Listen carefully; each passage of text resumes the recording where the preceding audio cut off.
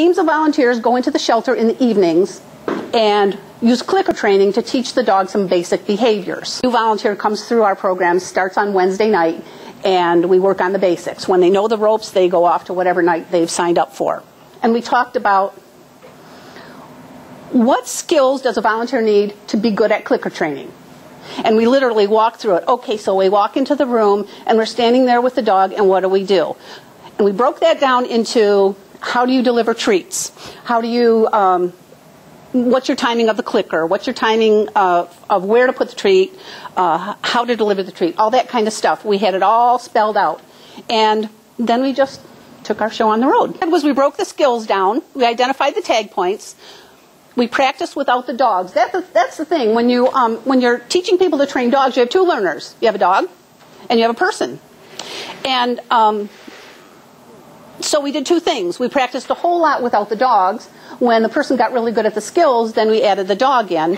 So we did a lot of peer tagging without the dogs. Then we introduced the dogs when the skill was achieved, and then we just watched them work with the dogs. And if we found something that could be better, we would stop and say, okay, so let's try this now. Let's put these stickers on the floor and have you step on a sticker. How do you click the dog and tag the handler? So I went on the search for something else to tag with. So in most cases that's loud enough, and it sounds different than the click. It's just a softer sound. It sounds different. So when we're tagging a person when the dog is being clicked, we use this. Some of the tag points that we use are hand to home base, and we used to use hand to, that's, you can read all about my documentation of the project. There's like 28 pages of what tag points we used and what worked and what didn't work and what we're going to try next time, and it's on the Yahoo group in the files. We used to do cookie hand to a target on the leg, because the whole point is when you're clicking, you want your hand to be still. Otherwise, it's the bacon strip commercial. You're clicking and shoving food at them, and they're saying bacon, bacon, bacon, bacon. They don't even see the clicker.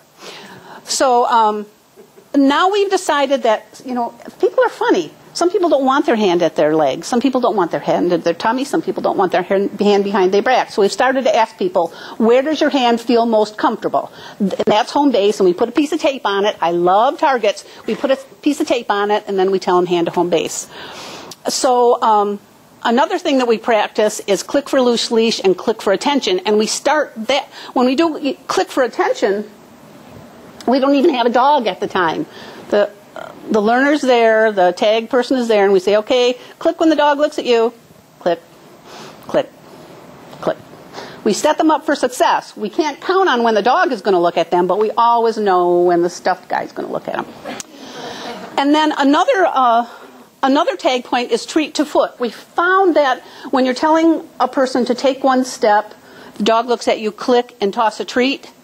The treat bounces across the floor, the dog lunges for the treat, and you have a tight leash. So that's negative to me. So we don't want that. So we teach people whatever side they have the dog on, that's the side they hold the treats in, and the tag point is treat to foot. So we have them click, set the treat down right next to their foot, and it's a value added tag because the dog is going to go where the cookies are.